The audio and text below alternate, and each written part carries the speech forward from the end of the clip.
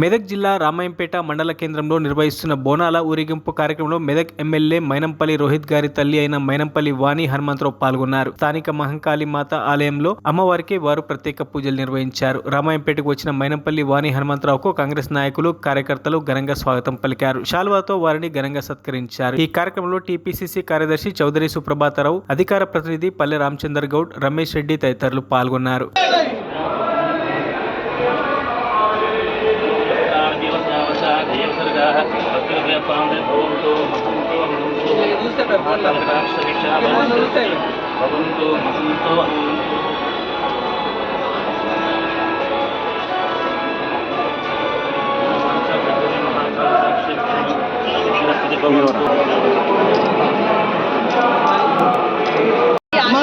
బోనాల శుభాకాంక్షలు.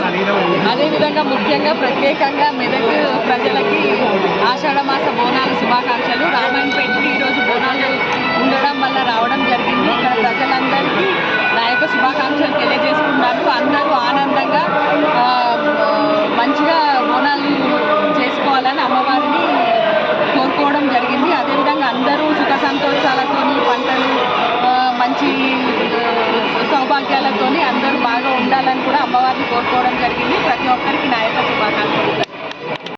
మరిన్ని అప్డేట్స్ కోసం మా ఛానల్ని సబ్స్క్రైబ్ చేయండి.